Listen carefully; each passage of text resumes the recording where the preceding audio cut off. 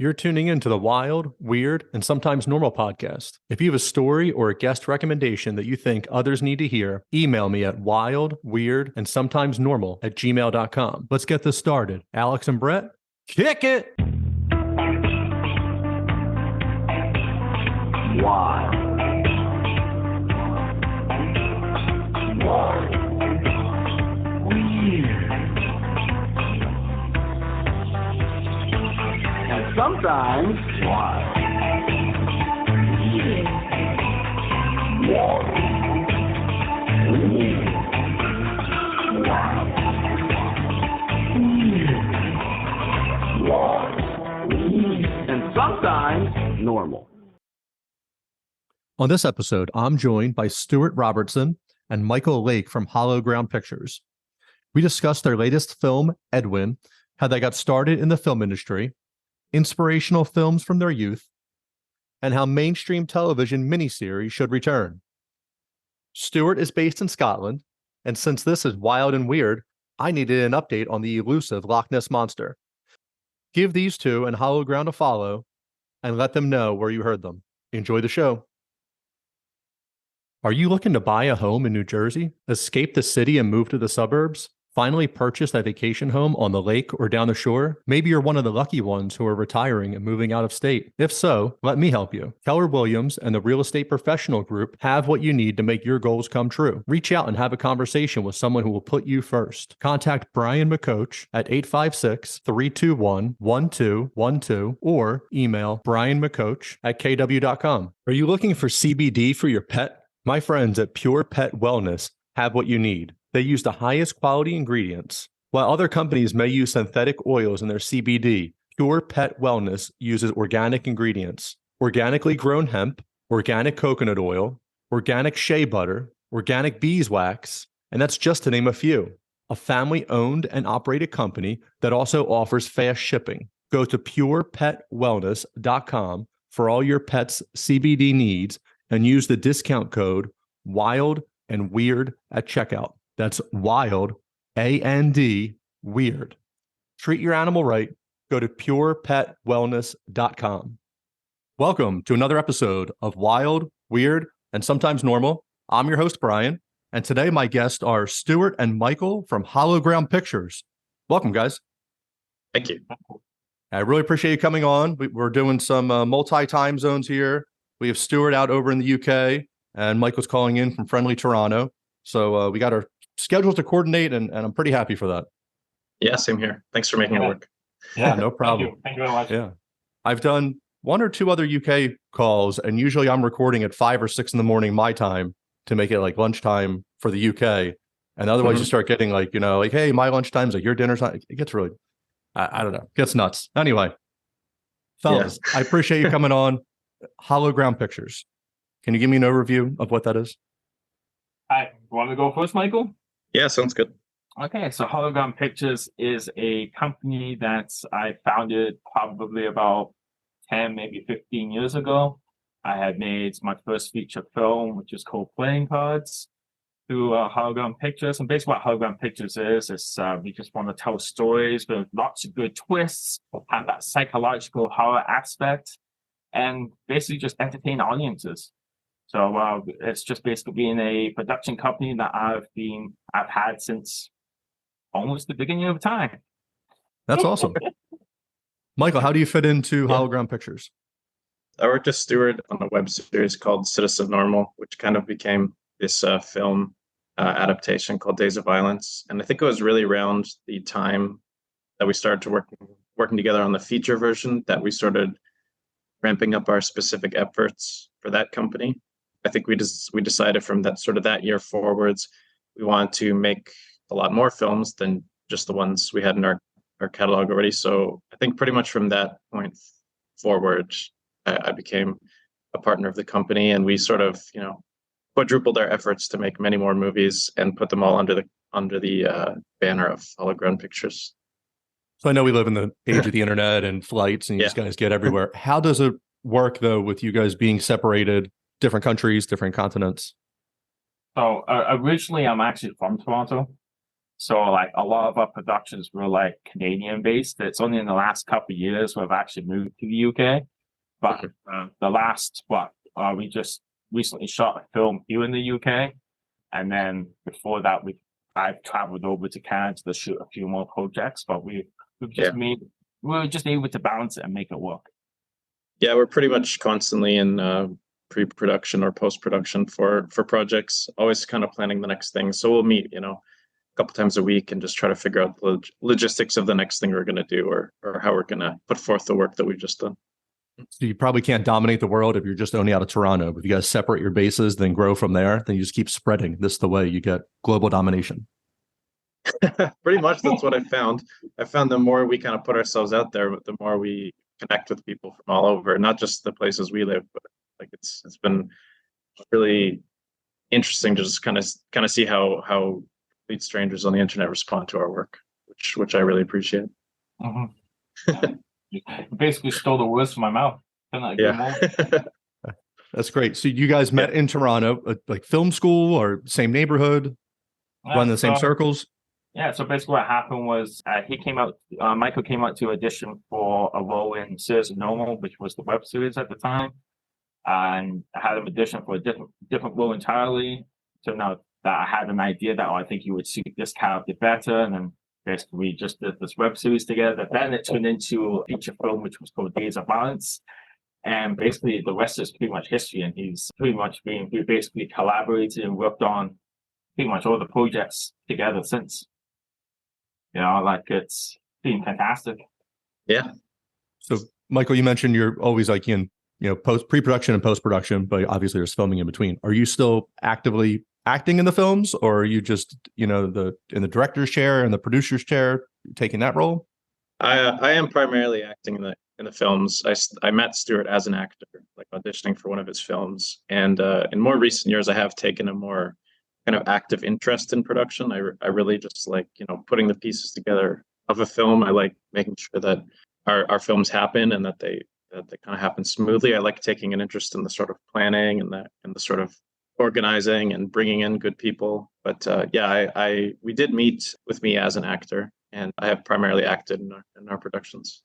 So I always find it interesting when actors, again, so a blanket statement, I know nothing about any of this. Okay. So I can, take this with a huge grain of salt. I always find this interesting though, when, you'll get the end of an episode, end of a series, whatever it might be. And, Jason Bateman directed this episode of Ozark, John Krasinski directed this episode of The Office, yet they're acting in it and also directing. I tend to make a lot of, sports analogies here. It's one thing if like you're a player coach, because you can yell at other people in the middle of the game. It's not that big of a deal. Like you're not breaking scene. You're not like, hey, you're supposed to be over here. Hey, cut, set a pick, do this. Like watch the guy behind you. But as an actor, how do you wear both hats at the same time? Like who's giving you the input? Like, do you see things differently now since you do have, the back end view? How does that work? You want to go ahead, Stuart? Sorry, I'll go ahead. So I'm primarily the director and the producer. And when in my younger days, I used to do a lot of theater work. So I used to act when I was younger. So I think it's a nice balance having that training as an actor and then putting that towards me directing. And I feel like I'm just able to work with the actors a lot better to get out the performances better. I've actually acted in some of my stuff, not by choice. I prefer not to act in my stuff. I prefer to just be focused solely on directing and writing and doing the whole production aspect, producing it. But I find that I'm able to bring out the best that I can with the actors, knowing that I've had acting training in the past and knowing how to balance the two. I think that makes a lot of sense. This way, you see the actor's perspective while also, having your hat for that, and then you can relate to them a little bit. Whatever direction you're trying to push them, you can speak in that language and understand it. Yes, exactly. And I think with Michael, we really get along well. Him as an actor, I have always said this to him. I've always said to him that I feel like I bring out the best in you. Yeah, I believe that firmly. just seeing him in the performances that we make together, I just like. And sometimes I ride on, sometimes I'm hard on them, but but that's how you bring out the best performances, in my opinion. Yeah, The and growth I and really, development, right? yeah, Sorry. I really do have a lot of respect for when, directors give you that space, that room to collaborate. And I'm not a director personally. Like I haven't directed stuff. I like producing. I like, kind of pulling strings and bringing people in. But that kind of outside perspective that directors give is something that I'm like always very grateful for, because I really do think it helps elevate the work you see on screen. So Stuart, starting, you said you acted in plays and then you kind of took on the director role. The first role, the first production that you directed, what's that like walking into there? I mean, is this like fake it until you make it? Is this they talk about the I forget the complex, like the you don't belong there complex. I forget the name of that. But Imposter. right. Do you have the Yeah. imposter complex as you're up here, as you're like, hey guys, everyone huddle up and we're gonna go stand, and like, you're thinking like, my God, like these guys don't even know, like this is day one for me. I'm like one sentence ahead of them in the script, and like that's all I'm at. I like to say that I like to fake it till I make it, but honestly, that's not true. So when I shot my first feature film, so what happened was I got into acting school, declined acting school, and went into film school instead. And then after I finished film school, I decided, hey, instead I'm going to make short films or things like that. I was like, you know what? I'm going to jump right into a feature film. Probably a bit crazy, I know, but I did it anyways. So I was 21 years old when I shot this movie, Playing Cards. That's available on our YouTube channel. And honestly, writing the script was fantastic. Pre-production was great. First day on set was a total nightmare. And I honestly said to myself, I don't think I can do this. I don't think I'm actually cut out to actually be a director, or maybe I'm not cut out to make a feature film at this current time. Felt like I bit off more that I could chew, but by the time the second day came and the third day came, it's like, you know what? I got more comfortable behind the camera. I got more comfortable doing what I was doing, and I don't know. I guess the rest is history, because here I am today. But honestly, like I did feel like I did question myself and I second guessed myself a lot of times when I was making my first film, and even doing the post production of it was just like a total nightmare, and it was very like deflating for me.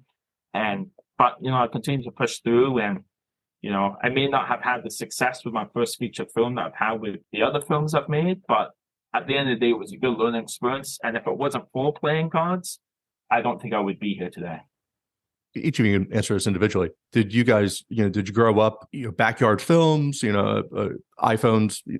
Probably you guys seem a little bit older for like the iPhone grade school generation, but like, like handheld camcorders. Are you guys doing any of this, or is it just like strictly through school and the community and acting through theater and developing that way? My interest in acting, I don't have a specific memory of just being like, oh, I really want to do that. But I just remember it being something I wanted to do when I was really young. And I just started taking acting classes at this place still around in Toronto called Young People's Theatre. And that just kind of became like my life for like years and years. I went there all through grade school. I would go every Saturday and like sometimes during the summer and stuff like that. And like it was kind of just this place to create and play and have fun outside of school. So I always kind of looked forward to like weekends for that reason. But it wasn't until several years later that I actually kind of ventured into the film world. Like I would do plays in school and I would do stuff like that. But like I think it was largely after leaving school that's when I started kind of more actively auditioning for film. And film was always something I loved and something I knew I was kind of like headed towards. But yeah, it pretty much organically kind of grew out of my interest in theater. Okay, nice. What about you, Stuart? Well, for me, it's weird because when I was young, I never picked up a camera, never shot anything. I honestly had no interest in it whatsoever. I love watching movies. I think watching movies is my favorite thing to do. But like I never, like when I was in school and I never really cared about directing or being behind the camera. I love telling stories and I love being on stage and acting and like soaking up a character. That's what I enjoy doing. But it wasn't until actually a friend told me, he's like, are you sure you want to be an actor? Because that's what I wanted to do in life. That's all I wanted. Since I was a kid, I just want to be an actor. But he told me, like, you enjoy telling stories. Are you sure you don't want to, maybe be behind the camera and start telling stories? And I was like, and when he told me that, I was like, oh, I actually never thought about that before. So when I decided not to go to acting school and then I applied for film school, I was like, you know what? Maybe I do want to be a director. You know, I love watching movies. I love seeing all the angles and the camera shots and the setups and everything. And I was like, you know what? I think this is something I can do. And it wasn't until when I made my first feature film was when I realized, yes, I think this is for me. So you said you like watching movies. Both of you guys, probably obviously do. As an actor or as a director, do you watch films? Like I can watch a movie and realize that it's bad and like, oh man, this actor is like struggling. But do you watch things and kind of like Monday morning quarterback them and like, oh, like that's not the right angle. Why is he shooting from here? Or, like, oh, he should deliver the line this way. Or are you able to separate that and kind of just slink in and watch the movie? But for me personally, I'm able to separate it. Like people tell me it's like, oh, you can't separate the two because you're obviously a director and you love watching the movies, so you're obviously breaking it down. I was like, no, I tend to watch movies just based on the entertainment value. But if I do see like a cool shot or something unique, I'll always point out to the wife and be like, hey, you see that shot? That's really cool. But I usually take things like face value and just enjoy it for what it is. Like even if the movie is bad, I'll still enjoy it. So I may not watch it again, but I would still enjoy it. But there are certain things, like if I see like production quality where it's like really low, for example, I'll be like, yeah, not really my cup of tea. But other than that, take it for what it is. Sometimes when you stick around long enough for the ride of a bad movie, it actually ends up being good at the end, or you're like, wow, you know what? They almost landed that one. Yeah. I think everyone has the guilty pleasures, everyone, and like sometimes you watch a movie when the acting is bad, but and sometimes you watch a movie where the acting is really good, but the movie's bad. But the acting is what saves the film, and it can happen vice versa as well. Mm-hmm. Yeah, you'll see that. Sometimes they'll have like whatever A-list celebrity is giving their review for their movie or whatever. There was the Matt Damon one where they shrunk him down, and he went and lived like in Arizona and like little people downsizing, right? Yeah, and that didn't do well commercially as well. But he was like, I really work with the director. And he's like, also you don't understand, like when you read a script, it's amazing. He's like, but then also like kind of once it gets to production, like you really lose control of it. And then maybe the studio stepping in or maybe the director like changes their mind halfway through. And, so like, why would you make such a terrible movie? But like, no, you don't understand. Like the script was really good and the people attached to it really good. And like theoretically, like 1 + 1 = 2, but somehow, 1 + 1 was negative. Yeah, there's good intentions involved, but that doesn't mean the good intentions is going to all come together at the end of the day. And sometimes, like you said, studio interference, sometimes that's out of your hand, and sometimes maybe the script isn't as, it may be great on paper, but it might not translate well to the screen.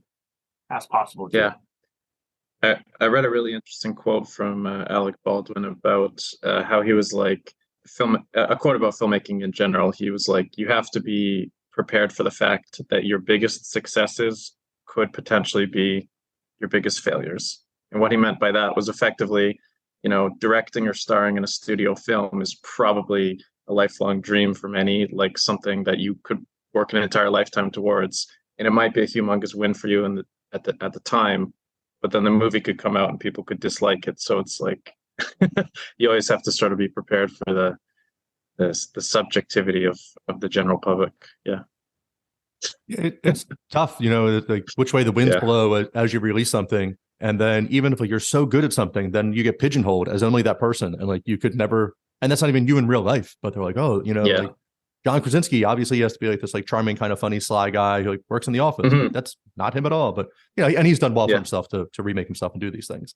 But you'll see things like Alan Ruck, I was reading Ferris Bueller's Day Off in Spin City, but there was this big gap in between, and he had to go work at a warehouse and he couldn't get a job, and everyone just saw him, not I've heard that being story. So it's just kind of crazy. They're like, hey, it's called acting. Like, I can also go do something else. Yeah, pretty much.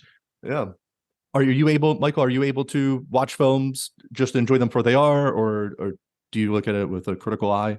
By and large, yes. I do like to typically just enjoy them for what they are. Once in a while, I'll have a kind of out of body moment. I'll be watching a shot and it'll stress me out thinking about how long I had to film that or something. But I can't do that. I can't overanalyze things like that, or it'll just ruin the experience for me. But I typically do like to just enjoy a film for what it is. Yeah, better or worse. What was the Frank Sinatra quote? He's like, if you want a second take, just like replay the first one. Do you have that type of clout to throw it at Stuart as he's like, hey, another take? Like, nope, I did it once. Like, let's go. You know, it's actually strange. I am actually a fan of doing multiple takes. Well, maybe not strange, but I actually do like it because the way that I see it is even if I feel like I really, really nailed something on a take, there is the opportunity there to do it better always. Like I'm totally not opposed to sometimes sometimes there will be a scene where I feel like we've had it and we can move on. But if anyone else, Stuart or anyone else present, anyone I work with wants to do a second take for whatever reason, I'm open to it. Yeah, sometimes you need it, sometimes you don't, but I'm always open to it if the possibility's there. Stuart, how do you balance wanting to capture the perfect shot on filming outdoors? With you're dealing with the elements, you're dealing with daylight, you're dealing with shadows that can change drastically in a matter of 20, 30, 45 minutes. It's not going to sync up as you go back. So when we were shooting our latest film, Down the Dark Streets, we shot it in the borders in Scotland. And so the daylight can change drastically. Like it could be it could be sunny one moment, 5 minutes later it could be raining. You know what I mean? And I just try not to overthink it. Like I try not to overthink the shots. I try not to overthink what I'm doing, and I just go ahead and do it. Like if I look at it, it's like, okay, we've got 45 minutes into sundown. I look at it, it's like, you know what? Let's just do it as quickly as possible, and then think about it after the fact. I don't think I've ever there was one instance. There was one instance actually. This has really nothing to do with weather-wise, but when we were shooting Days of Violence, Michael remember this. So the person's farm we were using had all the crops in the field, for example. So we spent the whole day shooting it, and then when we came back the next day, the person who owned the farm never told us that they came in and took out all the crops. So all our shots from the previous day were completely ruined because nothing would match up for the next about it. What's done is done. Mm-hmm. It sucks, but yeah. I say you just continue filming and don't correct it, and then let people think it's a psychological thriller. And why was it sunny in this scene? The director must have been trying to get to us that the character's really sad at this moment. I'm actually very picky when it comes to things like that. If sometimes I'll be in the post-production, and if I see one thing that's off for me, I go absolutely nuts. So when it comes to shots and things like that, it's if something's a little bit doesn't look right, or if one thing doesn't match up with the next thing, I do go a little bit crazy.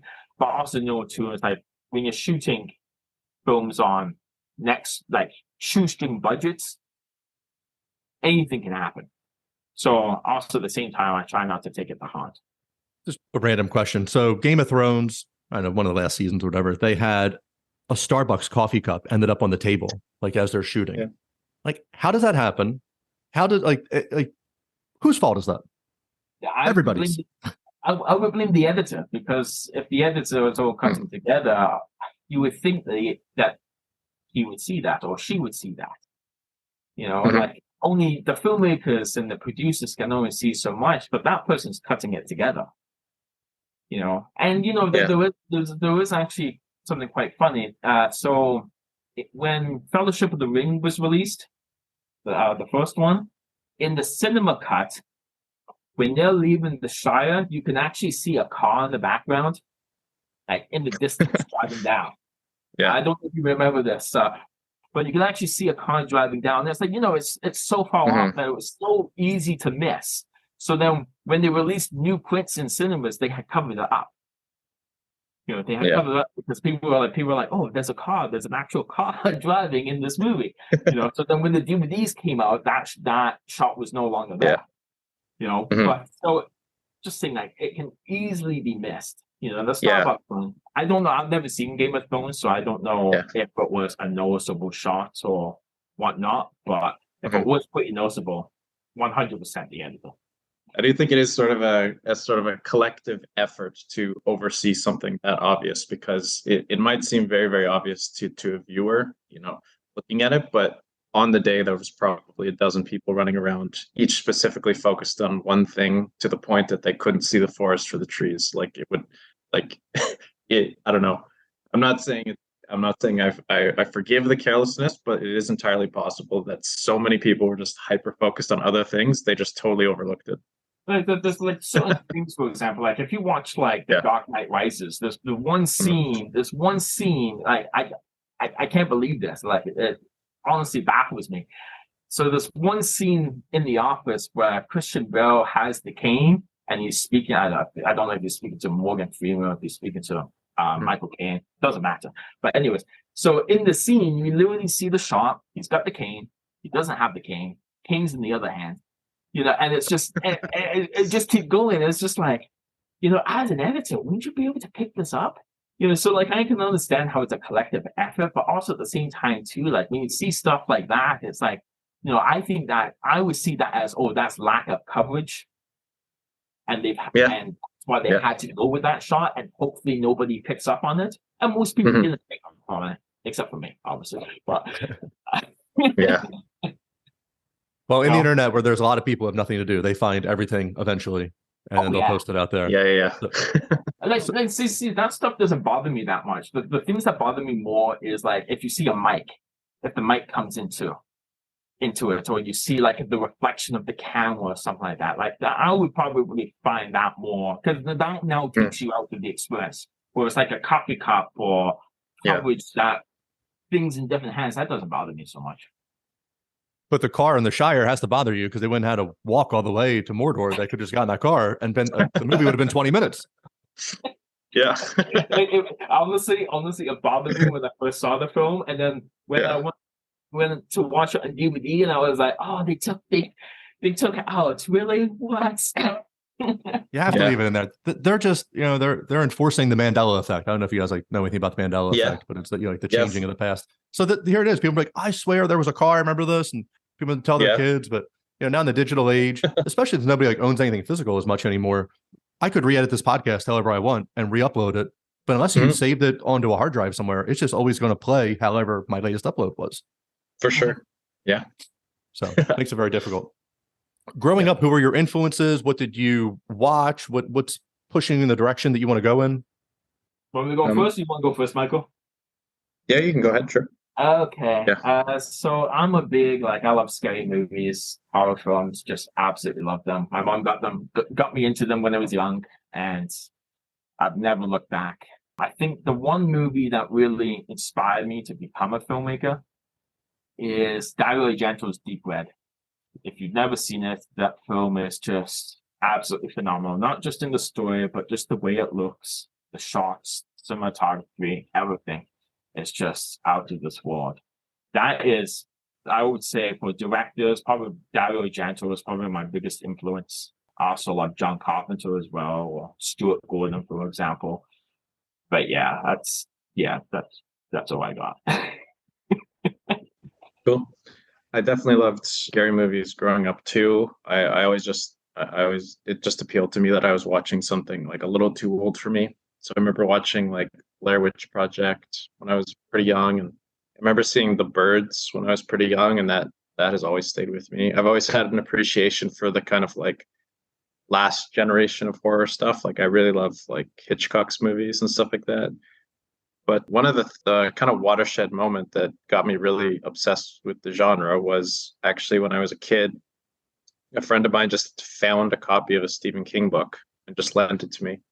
And that was the first Dark Tower book. And pretty much from that moment onwards, I sort of saw the symbiotic relationship that his books had with movies and stuff. So I was always like, oh, if there's a Stephen King book that I've read, I have to go seek out the movie. And they pretty much always keep making them, and he never stops writing stuff. So he's always been a huge influence on me too.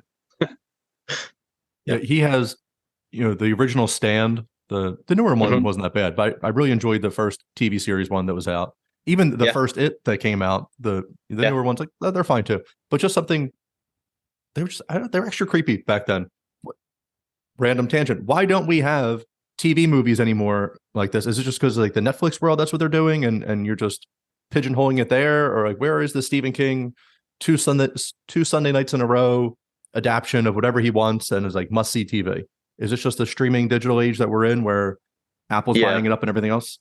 That would be my guess. I think it's pretty much just the sign of the times. It's much easier for something to exist on a streaming service that can kind of be watched forever in perpetuity rather than like, I don't know. I don't know if the days of appointment television are over now, but I think that's why I think people just sort of see it like they'll get more viewership if it just kind of exists, if people can watch it whenever they want.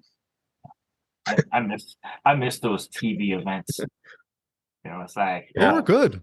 the next 3 nights, like Storm of the Century is like, oh my God, why I gotta be up all week to watch this, like, oh yeah. It's that they don't do that anymore. And I think it's just basically what Michael said. It's basically just all like syndication and things like that. It's just the shame. And it's weird too, because I was talking to a friend that even with movies too, so like you don't really see like thrillers that you would get from like the 90s, for example. Like we were talking about like Basic Instinct or Kurt Russell and Breakdown, for example. And in today's world, you don't see movies like that anymore. And it's a shame because those were like good thrillers back in the day. And nowadays it's just, I feel like it's just all fluff stuff, and it's just not the same. Yeah, I have a hard time individually. I like superhero movies. Like I like Batman, I like Spider-Man.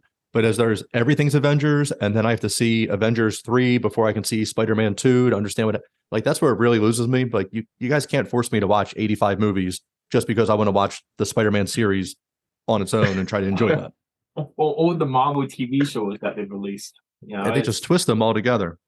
Yeah, it's honestly, I'm bored of it. I really am. Like I really don't care. Like I know that they released Loki season 2, and I'm like, oh, that's fantastic. I have no interest in watching it anymore. I think the only one I really liked, and it's probably a lot of people probably didn't like it, was Moon Knight, because at least they tried something different. Whereas all the Marvel stuff now, I feel like it's just like you watch one, you've seen them all. It's just sort of the same. Yeah, Moon Knight, my son is 10, so he was watching that over the summer, and I would pop in and out and catch, half of whatever he was watching. And I like that one. That was really cool. Like I probably would actually go back and watch that whole series to see, what went on with it. But as I was coming in and out of it, I was like, oh, what's happening here? I like that. I thought that was good. Yeah. That was a real time, like Jason Bourne of like, who am I at this moment? Like instead of Jason Bourne, like, hey, I completely forget who I am and I'm super awesome. This guy was like, I'm not awesome. And then the next minute he's like, wait, hold on, I just blacked out and now I'm like murdering people.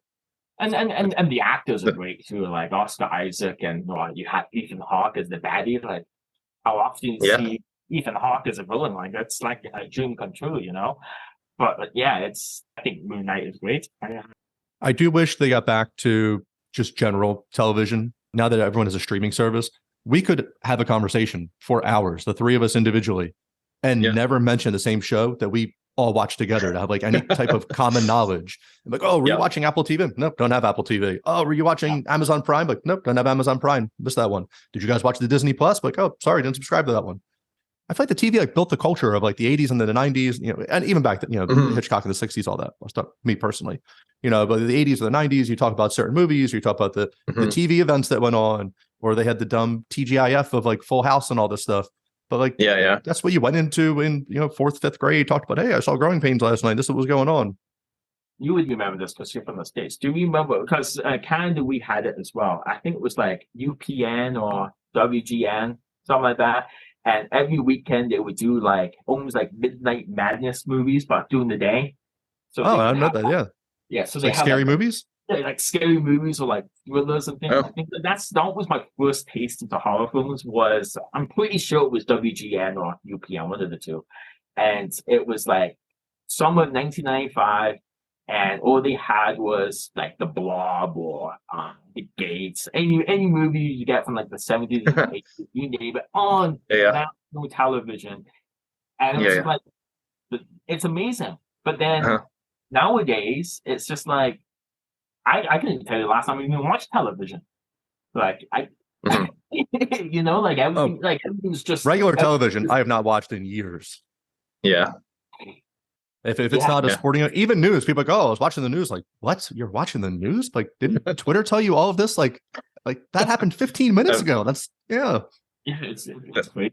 That's crazy. I think when I was in Canada a couple of years ago, I was watching TV and they had Titanic on, and Mhm. all the commercials and everything. And I think the film ended up being like 5 hours long, and Yeah. it was actually a joy to watch because it was like, oh, you don't experience this anymore. It's like it's a bit of nostalgia coming back to you, Mhm. and it's just a shame that TV is just I do find it really comforting to watch old movies and binge old shows for that reason, for specifically that reason, because it's not like something you have to do. It's something you can just enjoy. It's not like, oh yeah, I've got to watch that other movie to catch up on this. Or I really do like just, finding a cut and dry movie that came out in 1950. There was only ever one of it. Maybe it was based on a book, who knows, but it's just so enjoyable to just enjoy something for a single piece of entertainment. And it's not something you have to watch because everyone else told you to watch it. It's just something you can choose to watch. I really do enjoy my old movie nights for that reason.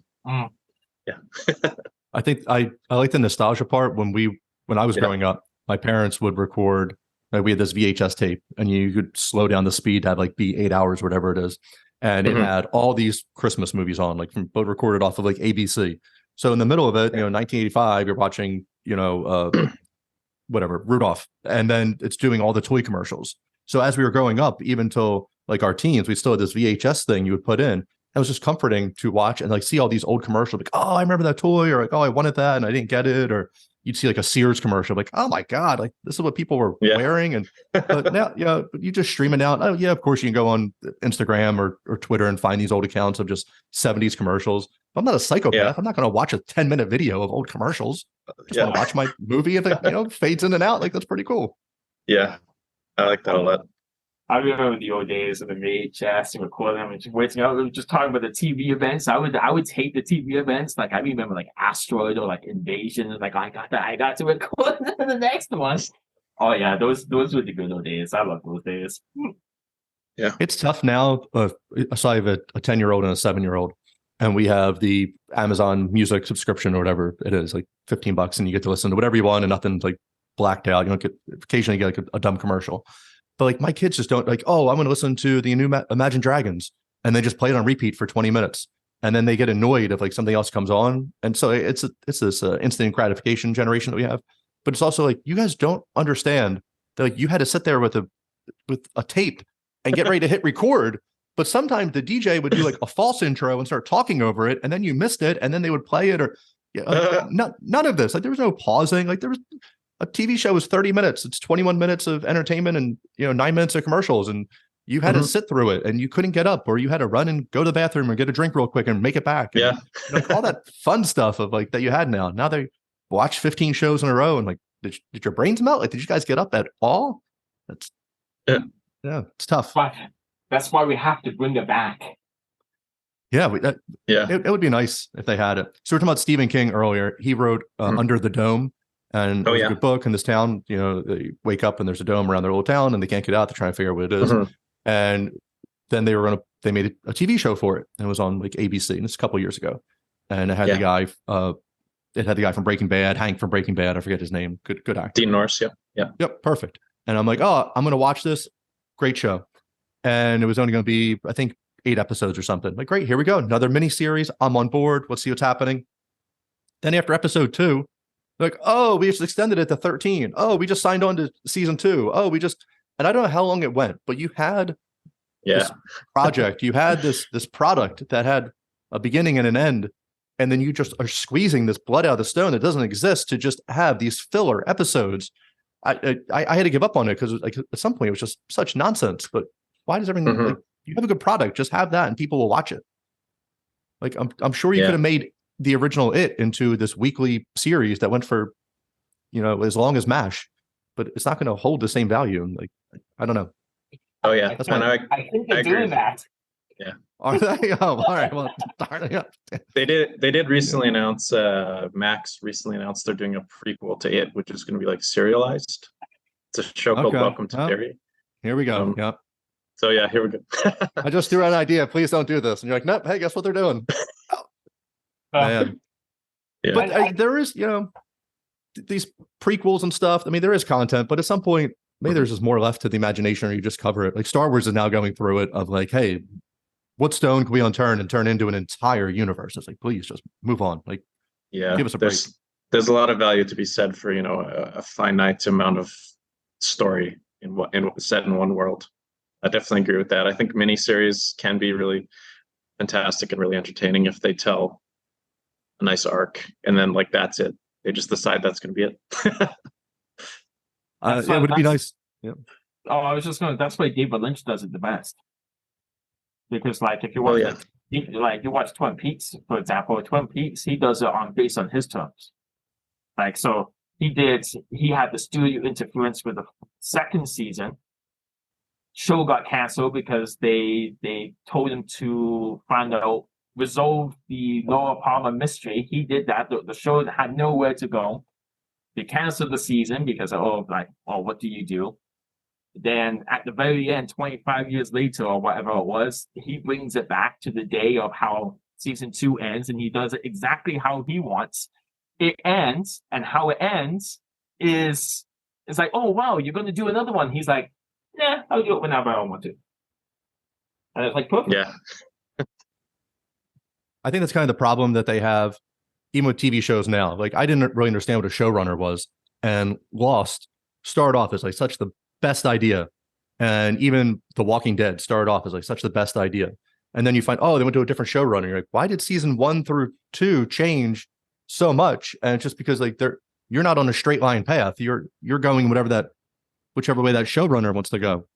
No, exactly. And sometimes the original showrunner will be really good, and then when the next showrunner comes on, may not know the content or even care about the source material, and then that's why it will steer into another direction. I think that's what's happened to The Witcher with Henry Cavill. Apparently, there's another showrunner that came on and doesn't know the source material, and that's why it's completely steered into a different direction, and that's why Henry Cavill is not in it anymore. It's crazy. If you're not going to respect, I get everyone has their own opinion on way to go, but like there's also something you have to respect out of the process and kind of stick to that, and not just zig wherever you want to zag because you want to go in a different way. No. So we're talking about Christopher Nolan's Batman earlier, and at the end of the third one, Dark Knight Rises. Dark Knight Rises, right? And then he flies off with the nuclear bomb and, blows. Spoiler alert, people, 20 years old. Flies off the nuclear bomb or whatever it is, and it explodes. And as that was happening, I was like, oh man, Christopher Nolan's really going to kill Batman. And at first I was disappointed for a second. I was like, you know what? That's actually kind of cool that like he took his story and this he wants the beginning and he wants it to end. Because every time we reboot it, you don't reference back to what happened to the other ones anyway. So just create what you want there. And Robin died in an old comic book or whatever. The Joker killed him. Like, so there's things that you can do and reference back to this. I don't need you to make the mechanical Batman, whatever he is. Like, I don't need that one, but still. No. Yeah. Like, I thought Christopher Nolan did a really good job with his world of Batman. And you actually got a conclusion to basically Bruce Wayne, because in the third film he didn't want to be Batman anymore. He wanted to hang up Batman, pass on the torch to somebody else, and then he just wanted to live off in peace. And I think for a Batman trilogy, I think it's very fitting ending to his trilogy. It definitely went in the right direction. That's why I'm not a director here. I'm like, kill them all, just kill them all. You'll never expect it, But you can't do that. Yeah. The Robert Pattinson one, as good or bad as I had a really hard time with emo Batman. And I'm like, buddy, you're a billionaire. If you hate your life so much, just move somewhere, just go to an island. But like, I don't know. The people, money can't buy happiness. I'm like, well, give me $1 billion. And I'll tell you about it in a couple months. I personally, Did you? I think it's the first true good Batman, like true Batman, seeing him as Batman, because usually all the other Batman films focuses between Bruce Wayne and Batman. This is like true Batman detective story. Fantastic. And then when you cared so much about Bruce Wayne, which I was totally fine with. You just didn't have to have the emo haircut. And like, you're not in a boy band. This isn't it's not Fall Out Boy. Like, let's go. And just a smile sometimes. Like, you can change the weather anytime you want. That's today's society. I know. It's tough. It's tough. What projects do you guys have in the works? What's the one you're most proud of? Well, the film we're most proud of right now is Edwin. Edwin is Yeah, I can't. Yeah, it's a phenomenal film. If you love a film with lots of twists and turns, it's one of those films that will keep you guessing into the very end. Mm. Michael also gives a phenomenal performance in it, probably the best of his career up to date. And Thank you. high praise, Michael. High Yeah, praise. thank you. And we are currently in post production on a few films. We shot down a dark street a couple months ago. I haven't even touched the post production process on that yet. And this time last year, we shot another film called The Dark Factor, which is about a man recording his latest podcast.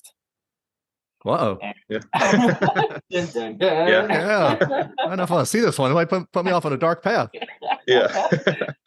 He records his latest podcast, and things start to happen, and he has to confront a mystery. And Yeah. I like that. Yeah. Oh, I'm gonna check that one out. Yeah. There's a nice good twist in that one too.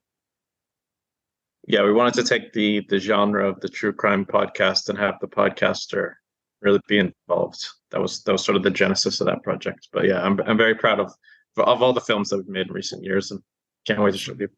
We shot that one in 4 days. Oh wow. Yeah. Not a lot of second takes there, I would assume. That's Yeah, it the first time, guys. We're going on. We're moving on. pretty much. Yeah. Yeah, what happened was we wrapped filming another film, and Mike was like, "Hey, do you think we have enough time to shoot another film?" And I was like, "I don't know. We've only got 4 days." And Yeah. we ended up doing it in 4 days, and it was just lots of like nice long takes, Mhm. very claustrophobic. It all took place in the basement of Michael's apartment, so not lots of locations, only a few locations. Yeah, it's like, think of that movie Buried with Ryan Right. Yep. Reynolds. Ryan Yeah. Reynolds, yeah. But it's done in like the basement of someone's apartment. Yeah. We always wanted to make a film where we kind of just capture. Yeah, claustrophobic's the best word for it. Just capture a really like one location, intimate kind of story, and that seemed like the perfect way to execute it. And we did it. Yeah. That's cool. That Ryan Reynolds one, I don't know if I went direct to video or just never was in the theater for that long, but I saw it on Amazon Prime one day. I'm like, oh, all right, I'll watch this. Like, you put out good stuff. Yeah. And as I'm watching it, just that uncomfortable feeling because it's claustrophobic, and it's like, oh my God, like just sweating watching it. And then I got done, and I know how I felt about it. I'm like, oh, all right, but like definitely twist ending. I wasn't expecting that. And I find myself thinking about that film a lot. Like I left a good impression. That I think that was a solid film.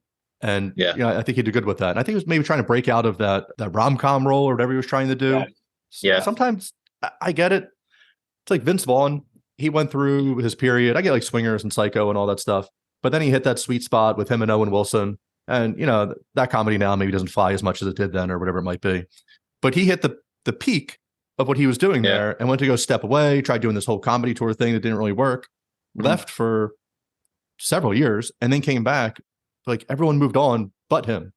So as you're trying, like instead of adapting as you're doing it, and this way it doesn't seem stale or whatever it is, but as you come back, that whole kind of like bro thing and like, hey, we're just a couple old guys hanging out with the young kids. Like, all right, creeper, like what are you doing here?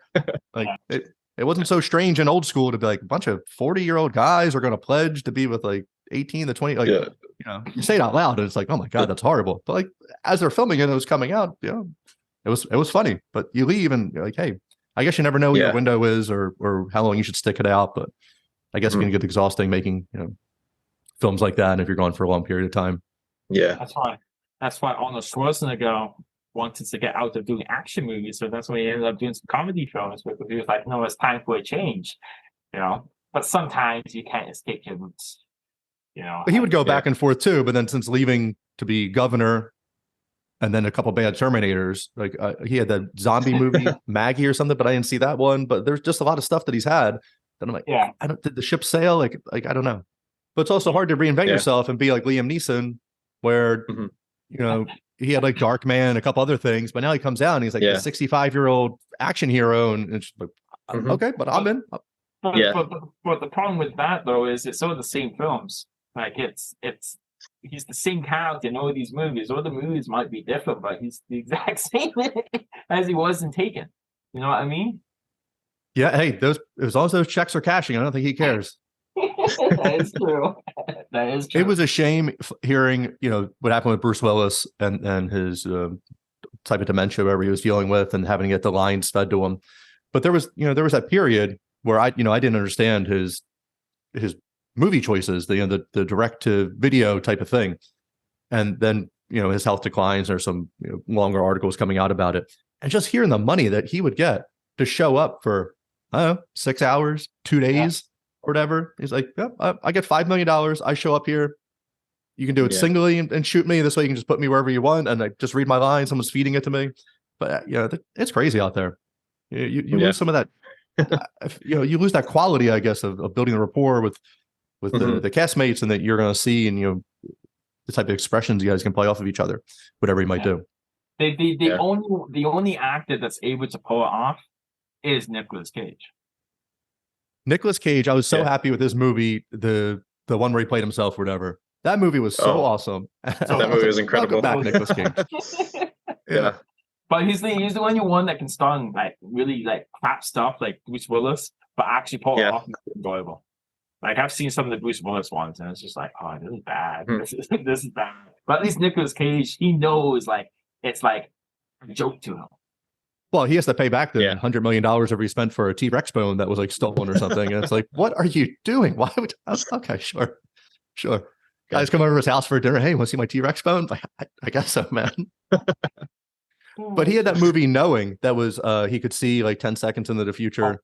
I've actually, it's on my list to watch. I haven't seen it. Oh, that's that was really good. That was At the end of it, I was like, you know what? I don't know why people dog that movie. I thought it was really good for Nicolas Cage and for what it was. I'm not submitting this for Oscars. Yeah. Unless he gets one, then I'll be like, hey, that's because of me. I recommend that he get that. Yeah. I love the guy. He's one of my favorite actors. I love Nicolas Cage. Yeah. So when you're writing a movie, you're getting your ideas. How are you picking the locations? What made you go to Scotland? How do you decide that versus shooting in Toronto? We're talking tax credits. We're talking, I've never been to this part of the world. How do you get everybody on board? So when I write, I don't know if lots of writers do this or whatnot. I have no idea. But how it works for me is when I write, I act it all out. So like what I'll do is whereas I'm waiting, I'll get up and I'll start acting it out and be like, oh, wait a second, maybe that doesn't work, or does this work? And that's how I'll continue writing. And usually what I do is when I write it, it's basically just I don't like take down notes or anything like that. I just write. Okay. And then once I finish the draft, if I'm collaborating with Michael, for example, I'll give it to Michael, and then Michael will write his draft, and he'll just pick what I've written. And then I'll take what he's done, and then I'll write a third draft and basically take it from there. And vice versa. Sometimes Michael will write something, I'll take it, and I'll completely destroy it and write a whole new fresh draft. And I fill in all the blanks. And that's how we do it for the writing process. The reason I'm in Scotland is because originally I am from Scotland. I was born here. And I moved to Canada when I was a young age. And when I came here on vacation a couple of years ago, I was like, you know what? I really like it here in the UK. So I said to the wife, maybe we should get married here. So we got married in the UK, and I have stayed ever since. That's the main reason why I am in the UK. And global domination. The whole domination. It's great. I think it's just fortunate that we're just able to, have the option to shoot our films in Canada. And we've never actually shot a film before here in the UK, so it was just interesting to, when we shot it in August, it was just interesting to, shoot this film here in Scotland. I think that was like the full production that was like UK based, Michael? Yeah. And I'm a fan for the same reason. I like just exploring different places and trying out different things, and kind of I like when I'm traveling to kind of have something to focus on. I really like a sort of working vacation. So the prospect to go like to Scotland to work on this project with Stuart and some of his friends was really, really exciting. And I think we just make it work any way we can based on the circumstances or the context. No, we don't have tons of money, but we make sure our money is as professional and it looks as good as it does. Like when we shot Edwin, for example, Edwin has been a massive hit for us. It's just picked up distribution rights on Tubi and other places as well. And like we only shot that film for about $2,000. I had someone watch it recently, and they said to me like, I was expecting it to be a little bit amateurish, due to the budget and things like that. But it's like, and he's like, it's probably more professional than some of the stuff that you see. And I think that's what we aim at Hologram Pictures, is to give as much quality on a professional level with the limited resources we have. And not only that, but we also offer really good twists. If you love movies with good twists, our filmers will do that for you. Obviously, you're talented, so we'll get that there. Why do you think it's because the technology has changed so much that your $2,000 budget can look more polished than, say, like Kevin Smith? I think he did Clerks for like $75,000 or $80,000. But that was also like the '90s at that time of wanting that, kind of like the jitteriness that it had to it. But is it because you're all digital, that the production software you're able to do from your home, and am I on to anything here? I don't know if I would necessarily agree with that, because I think anyone can make a movie. Like anyone can pick up a camera, anyone can shoot a movie. But I think you got to have some sort of like skill. Like, you know what I mean? Like you can shoot a movie for $2,000, like the same amount as we shot, and it might come out like very like amateurish, or maybe look like a home movie or something like that. I don't know. But I think you have to have an eye, like a keen eye to detail and things like that. Like we spent $2,000 making the film, but I would say a good 60% of that went into post-production. Like went into like doing the music and the sound effects and making it all really, really good. And I think it was just the camera work and the performances that really gave it that edge in the production stage. But I think it just comes from experience and attention to detail to make that work. My question was definitely clumsy because I didn't mean it that anybody with $2,000 can make a polished product. So that wasn't anything for them. No. That's not what that's not what I mean either. Yeah. But so what cost Kevin Smith $80,000 to come out with this thing that isn't as smooth? Where's that disconnect? I get that's kind of like more my question. Not that you know what his budget was used on that. I think it's started as he shot on film, didn't he? I think so. Yeah. So is that? Yeah, I think he shot on 60mm film. So that's definitely one, because film is expensive. And also when he shot the film, he shot Clerks in what, 93, 94. So video cameras, they were a thing because they were like home movies and things like that. Those like splatter flicks from the 80s that were like like home video based sort of thing. But I would say the digital age, you're right, has really made it more affordable for people to shoot stuff. Yeah, just technology, I would say. Okay. You still have to be talented though to come out with a good product. But so the film, I guess, is more expensive. But this is like there's still like I think the most important thing to a film is sound. Me personally, like you can have like a crisp picture, but if your sound's not good, I feel like audiences will look away, because if you hear a crack or something like that, that kind of puts you off to the story. Like I feel like that's just like, that's kind of hard to hear sort of thing. Whereas like if you have good sound, I think picture quality is secondary, because as long as you have a good story and it sounds okay, I think most people would actually tune in and watch it anyways. And that's a very debatable thing I've said, but I strongly believe that sound is the most important part to it. You mentioned you had your movie with the guy in the podcast, and he becomes the true crime, and he's trying to solve his mystery there. Yeah. So, that's something out of today's culture. What do you see now that kind of gives you, that's like happening in real life? You're like, oh man, like I'm definitely going to use that, or like that's bad. Like AI seems like it could be like the worst thing in the whole world. Like just having all this AI programmed, and there's tons of movies about that, and Terminator and things like this, that it really just seems becoming a reality. it's coming. What do you see now that either you haven't put into a film or even fully thought about, but it kind of just tickles the brain back there a little bit. Like, hey, this would be, a really good angle to go with. Honestly, I've actually thought about shooting a movie with AI. I think it'd be really interesting just to experiment. Like, we have a friend who also does all the music for us for our films, and he has a song that was released with total AI imagery. And I was like, oh, this is actually really interesting. This is really cool. This is great for like music videos. If you don't have the money to actually do performance arts or anything like that, you could use it, tell your story through AI. I'm thinking to myself, this actually might be pretty cool. Well, if you took AI to actually make a movie, I know there's all the stories now. It's like, all the actors don't want the AI make them look younger and things like that when they die. The de-aging they did with Robert De Niro. Yeah, I completely agree with that.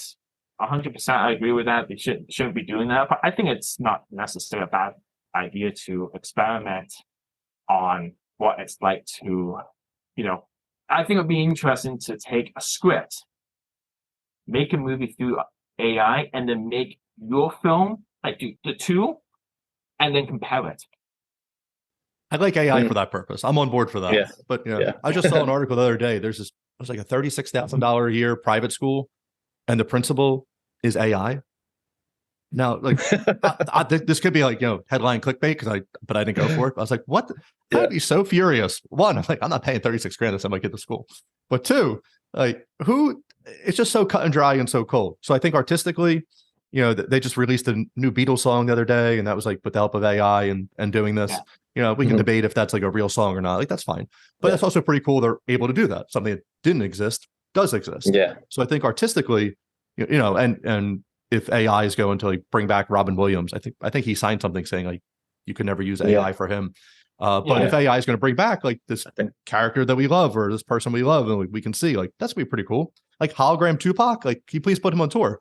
I want to go see it. But at the same time, I think your idea of a man-made, a person-shot film versus the AI one and see where they both come up, that'd be pretty cool. Yeah, I don't think that's actually been done before, and I think it'd be very interesting. And sometimes, and I'm pretty sure you would say some of the stuff you shot would be better than some of the AI stuff, and then vice versa as well. Like, oh, I never thought about the AI version. Use that. Yeah, some of the AI art that you see, the pictures that they can create or they do, like some of them are just fascinating. And like the deep fakes, like all this stuff is like way too much for our brains to handle right now. But it's not even that old. Like it's going to be like even like a couple of years from now. Like it's going to be crazy. Yeah. So my podcast, we cover the gamut of like crazy things. And when I was a kid growing up, like I loved aliens. I still like aliens now, but as I get older, I'm like, what part of this is just like disinfo? What part of this is just a government program? And any video that comes out now, I'm like, unless it like landed before, used to be like, oh, if it landed on the White House lawn, like I would believe it. That was like a saying. But even now, like if you could show me Joe Biden meeting an alien, I was like, I don't believe it. Like it needs to land on my lawn because AI is so good with all this stuff. Like you just never know. I'm glad you brought up aliens because I'm a huge believer in aliens. Let's get into it real quick. I have a hard cutoff because I have to coach flag football. Let's get into aliens. Are they from Earth? Are they in a different dimension? Are they in a different part of Earth? Are they coming from far away? How are they getting here? All I will say is this. If we're only a speck in the universe, and if we're the only ones in the universe, why are we so lucky? So with that being said, there's no doubt in my mind that aliens exist. Do you think they visited Earth? Do you think the UFOs that they're seeing, is this like government technology from somewhere? Or do you think this is like truly an alien? I believe they've come. I believe they've been here. But you look at planet Earth, then you look at how much water we have, or like how much sand we have. Like you could literally just have an alien come down middle of the ocean, For example, look around, be like, oh, there's nothing here, and then leave. There's one example. I believe that there's been talks that they're living amongst us. I don't know if I would believe in that sort of thing, but I definitely do believe that they have been here. Like I've seen me personally, I've seen some crazy stuff in my day. I don't know. You're bringing this up so late in the interview. I need more. What's happening? What's going on over there? I don't want to go missing. I don't want to go missing. Have you seen a UFO, like the classic saucer-shaped UFO? Yes. Yes, I have. Yeah. Did it change you in any way? I think I became more aware. I would feel like I became more aware. And it was strange too, because like I remember when I saw like the government trucks and everything, and I saw like the big lights, like it was like a big like investigation sort of thing. And then I saw the next day when I saw all the footsteps in the snow trying to cover it up. I don't want to go into more detail than that but it definitely is an eye opener. That's for sure. And I do believe that maybe Men in Black does exist as well. That's fascinating. I'm on board. I'm still trying to, if there's a billion planets, whatever, they find more every day. And it's funny. So when you're a kid, you look up at the stars and you're like, maybe me, like maybe I just didn't get it. But you look up the stars and like not fully comprehend what a star is. And you're like, wait, our sun's a star, and then planets orbit around it. And now they're saying like every star you see has planets orbiting around it, like have multiple. And I don't know, again, like the Hubble telescope saw this, and it's actually it's a whole diamond planet. I don't really fully understand how you can figure that out. But if they're seeing shadows and it creates planets, like I'm on board for that. How are there not other people and other things like that? Like no, exactly. or aliens. And they could look maybe exactly like us for all we know. Who knows? They might just have 4 fingers, or they might have extra digits. We don't know. But like I don't necessarily believe that they're all like weird looking creatures or like that. I can literally just be like you and me. Instead of having let's say 2 eyes, they might have 3 eyes because of evolution, or like 1 eye, you know what I mean? Or they could just be identical to us. Yeah, I find it fascinating that they're coming from far away. I just go back and forth on that. Sometimes I just, do they just live in the ocean and that's where they're at? There's just bases. Like there's this David Grush coming out, and there's other people coming out the stories now of, government submarines being whizzed by like 1,000 miles an hour under the ocean by these things. And then they find this object that's producing other objects, and they try to get near it, but then it moves as they're getting near it. It's crazy. I don't know how true this is, but do you remember that Titan, the Titan that imploded? Yep, the submersible, yep. The submersible Titan? Well, I was reading that one of the guys on that submersible Titan was a founder of a UFO conspiracy program in like California or someplace. And I'm thinking to myself, it's like, oh, that's interesting. And you're doing deep sea exploration. So, maybe they are living in the ocean. There's so many parts of the deep sea that has been unexplored, that it is very possible that we're looking up at the skies and they could already be beneath us. Yeah, I don't doubt it. I love all the stories that are coming out, but now I just look at them with like who benefits from this? Like this isn't for the greater good of humanity. Like, because people are going to be, I would think they'd be furious. But in 2017, they released, the New York Times talked about the Tic Tac video. And I was like, oh, this is disclosure. Like, everyone's going to be on board. But like people like slept through it. I was like, what is happening? But if they come out, I'm sorry, real quick. If they come out and the government has UFOs and there's no propulsion system, and this is free energy, and you guys have been hiding it for 50, 60, 80 years, and how many wars have we had over oil and like invading Iraq and all this stuff? And it's like, you didn't need any of that ever. It's twisted. But didn't they say maybe a couple of months ago that aliens exist? Didn't someone come out and say no, because they come out and they're like, oh, we found, they keep doing the whole Mars thing of like, oh, we found a microbe. Oh, we found a microbe. And David Grush is coming out talking about non-human intelligence.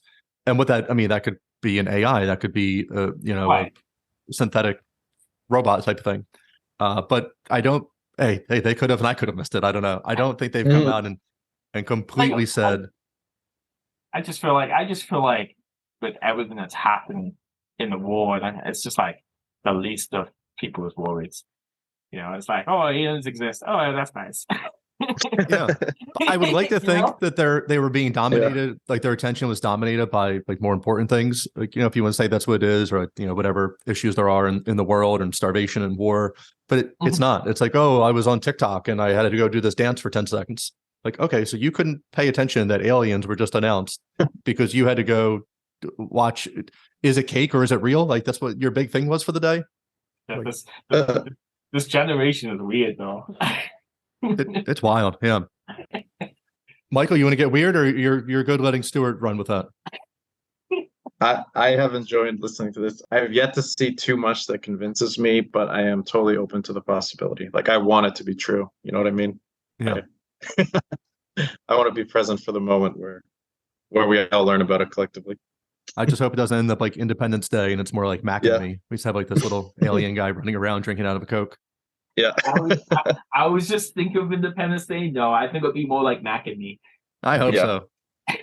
We have to like pray. But every time we said our, they had these 3 things they shot down. One was over Canada, one was over Alaska, and one was over Lake Huron or whatever. And it took 2 Sidewinder missiles for $800,000 to shoot down this Boy Scout balloon. They said that's what it was. And like well, you guys need to go back to the drawing board. If like you can't, I've seen Top Gun, man, just switch from missiles to guns. Like, you're too close for missiles. Like, just shoot down a little Hobby Lobby thing. But if your first reaction is like, I'm not sure that is in the sky, I'm gonna go blow it up. I'm not sure if that's like the best thing to do, and hope that it ends up like Mac and Me. Well, didn't they say, oh, it came from China, and China was like, no, not us. Yeah, China had the spy balloon that they apparently tracked from Alaska. Then it was like, they had like the ticker on the sideline, like, oh, China's spy balloon is now above Illinois, and oh, watch as it goes over Ohio. Until they finally shot it down, and then there was 3 more UAPs, whatever you want to call them, UFOs. I don't know. It's crazy. Stuart, you are my on the ground correspondent in Scotland.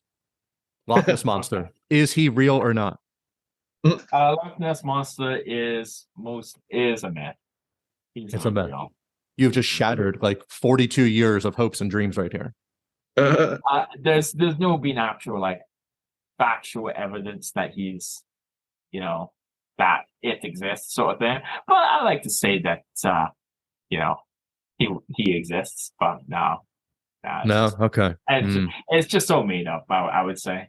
As much as I want it to be true. There's this Lake Loch Ness exploration thing this guy's trying to do. And then he was like having all these people sign up, and you could do drones and you could do like geo mapping and all this stuff. So I'm trying to get in touch with him to find out, has anything new come about?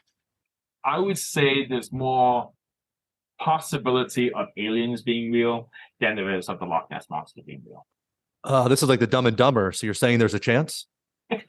There's a possibility. Yeah, all right. I'm in. All right, guys, I have to wrap this up. Let's plug your stuff. Where can people find you? Where can they find your films individually? What's the best way to do all this stuff? I'll leave that to you, Michael. Yeah, follow us on Instagram at Hologround Pictures. We often post links to our stuff, our YouTube channel as well. If you search up Hologround Pictures on YouTube, My Dying Heart is streaming on Tubi, and Edwin should be streaming on Tubi by the time you listen to this. Hit us up on our socials. We always post where our stuff is playing. And you can also check out my first feature film, Playing Cards, on our YouTube channel as well. Yeah. Awesome. Thanks a lot, guys. I really appreciate it. Open door policy. You want to come back and talk about films? Stuart, you want to get weird? Michael, you want to get convinced? You're here. This is what we do. Absolutely. 100% You guys have a great night. Thank you so much. All right.